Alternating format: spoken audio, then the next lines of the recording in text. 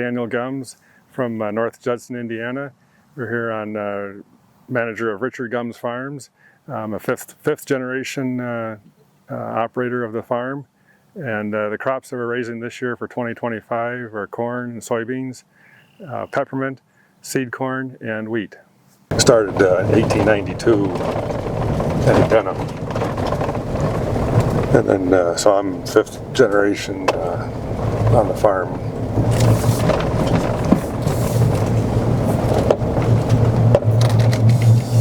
So we've had a lot of different crops over the years. Growing up, we had livestock, cattle on the farm,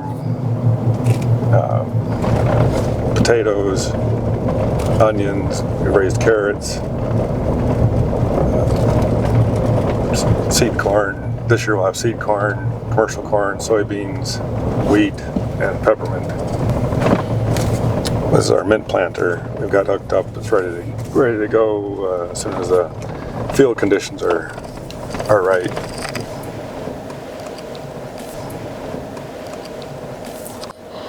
Built in 1927. Used as a barn on the farm until 1938, when they needed housing for employees, so they converted it to living quarters. And so upstairs here, what used to be the hay mow, the false ceiling was put in, and then a stove was added for heat, and then about 10 people lived up here. Crazy. So downstairs then was a restroom and shower area, and then they had a kitchen, and then the cook lived downstairs, and then prepared meals for the employees then. Yeah. How, I guess you mentioned employees, so like, is mint more labor intensive? Yes, yeah, mint is a lot more labor intensive than corn, and especially if you think back, in the early 30s, it was all done by hand. We've got a couple pictures here.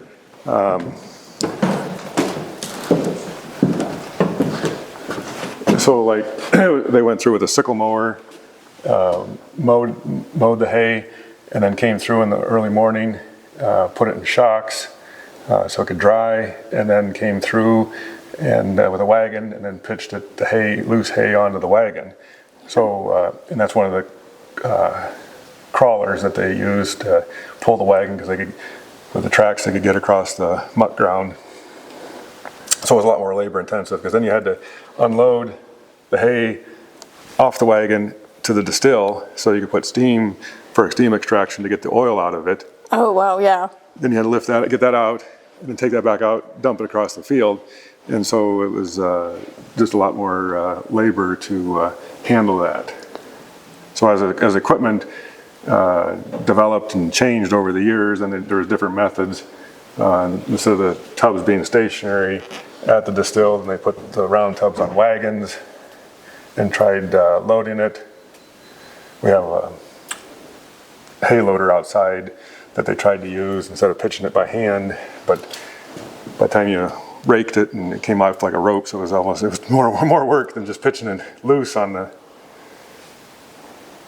this bunk bed. So then if you heard of the Civilian Conservation Corps during the Depression of the 30s, so this is a bunk bed that came out of the camp down in Martinsville, Indiana. Yeah. So then when after World War II, lumber was short and they didn't need the camps anymore, so my grandfather went down and disassembled 2 of the barracks and brought them up here, and then used those for housing for employees. Yeah. You can see it's still stamped U.S. right there. Yeah, I did notice that. Yeah. I'm sure it's more labor intensive than an operation. It still is with the number of wagons. Mowing, chopping, filling the wagons, hauling the wagons to the distill, taking the wagons out, dumping them. So it's still very labor intensive, and more equipment intensive too. Trade off some labor for capital and for equipment. Yeah, here in North Judson, the South Bend, around the Fair Oaks area, about where mint is growing in Indiana. So we planted that cover crop, and then we spread the mint hay back across the field for erosion control. Mint is a perennial, but it doesn't produce a seed, so we have to transplant the roots. And so we'll transplant those in the spring, just as soon as we can get across, before they start to grow out, while they're still somewhat dormant. And so that'll be typically middle to end of March, 1st of April, depending on the year. Get those transplanted, and then I'll keep a field in for 3 to 4 years, since it's a perennial, so that otherwise disease like verticillium wilt and stuff builds up in it, and then the yields drop off. So it's not economical to keep it in longer than that. So that's planting, and then we're putting on fertilizer today, getting that on. So fertilize weed control in May, and typical harvest is like on spearmint will be 1st of July. Peppermint will be mid to end of July. And then so on the muck soils, we'll plow it down in the fall, probably about mid-October, so we get a cover crop established. Because in the muck, as it freezes, the top it heaves and dries out, and so for it to overwinter, we'll moldboard plow it. Plus, it also helps with disease control. Okay. Some things like leopard spot or those things, if you plow it, helps control those diseases for next year. But some of the mineral soil we don't plow, so cut down on soil erosion. Muck is a high organic soil, with typically a high water table. Okay. So it's need a lot of flotation for equipment to get across. Either smaller, lighter equipment, or a lot of flotation. That's why we just talked about early on using track equipment, crawlers back early on before they had rubber tracked equipment today. So we got two quad tracks that will run on the muck for flotation. That's one of the things we did yesterday. We're hauling some sand on this muck road, so the equipment gets bigger, and they're all harvesting with semis, putting some sand on the roads. Our trucks aren't getting stuck. See, this is mint hay that was last year's crop that we spread on this sandy soil. Low organic matter, so we had some extra that we didn't need to spread on our mint field, and so we broadcasted on this, add some more organic matter back to this sandier soil. As we stand here, we're looking at the variable soil type in this field. We go from sand down to the muck, and so that's why we're putting drain tile in there, so we can get that excess water out of the field, so that we don't have any drowned out spots. Alrighty. Yeah, nice weather for tiling. Yeah, It's dry. beautiful. The ground's drying out. We had over 2 inches of rain last week. No, it's really getting to be in good shape. Yeah, it's nice to do that. Yeah. So this is the tile that we're installing. This is newer. It's plastic. We're going to get a piece of clay here. Actually, that's why I call it clay tile. In the muck, we got to put the bigger slots on it so that it can drain. But if you get down in the sand below that, the sand can get in there and then plug the tile. So they put a sock or a knit filter over it. But the problem in the muck in this area is the iron ochre that grows, and that's this orange residue.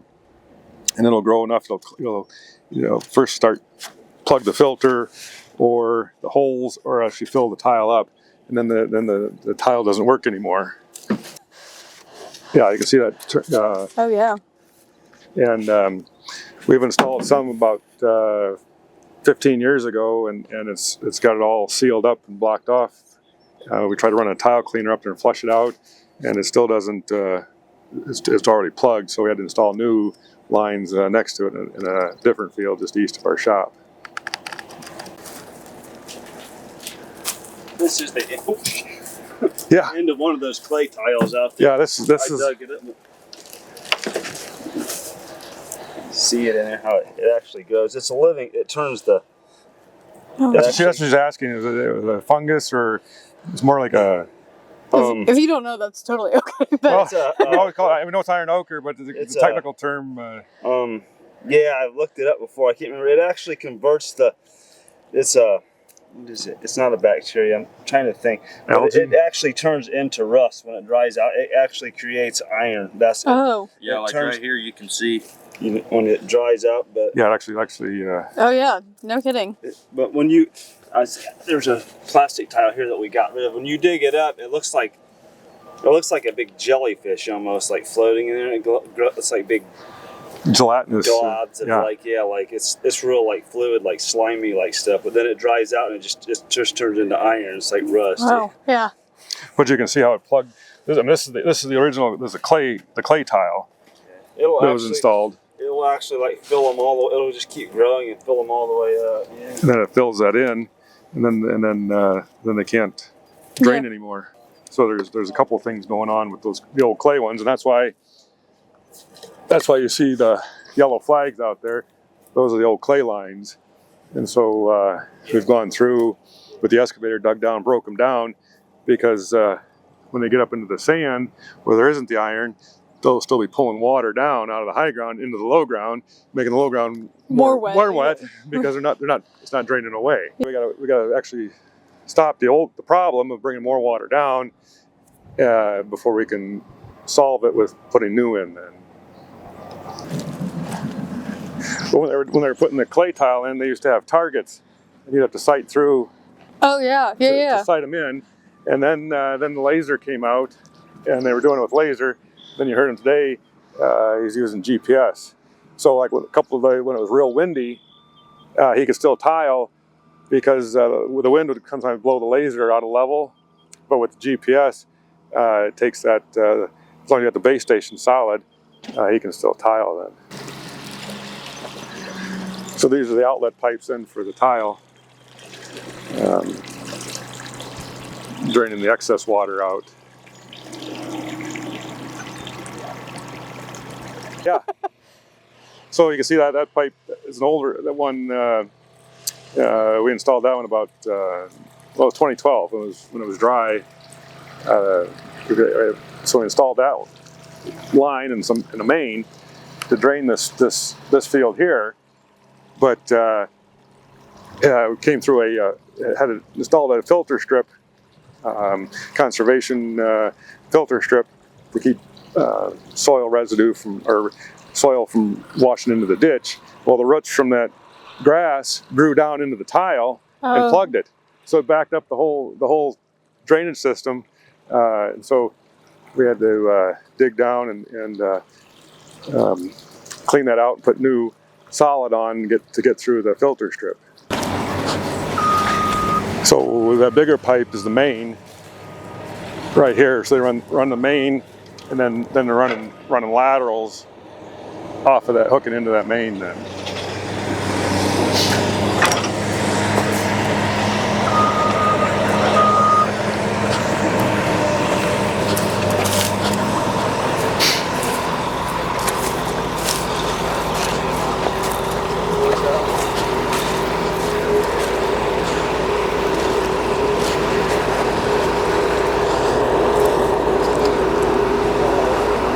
Oh yeah.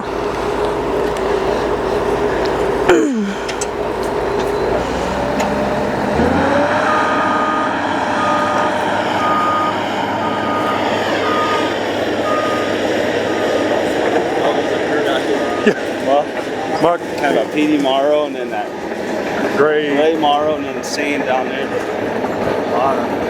Yeah, all in one. Oh, beautiful. Supposed to be like this, a little windier tomorrow, but then hopefully we get that rain, a little bit of rain Friday night.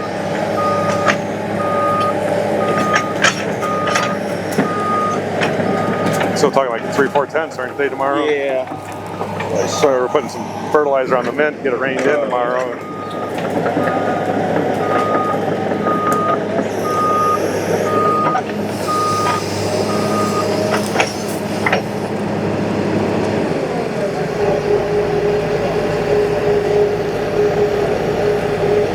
He's gonna dig down and find the main, and then they'll cut and make a connection, and then tee into that for to run the lateral off of.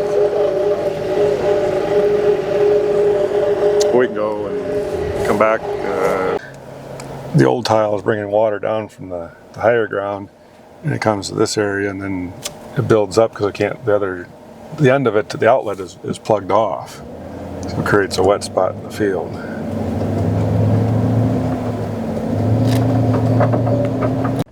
What makes you so loyal to that location? Yeah, it's not just one factor. I think it's a lot of things. One is the personnel that was there, location, and then also price, the economics of the equipment that we're using, and the equipment. We like the combines and the tractors that we're using.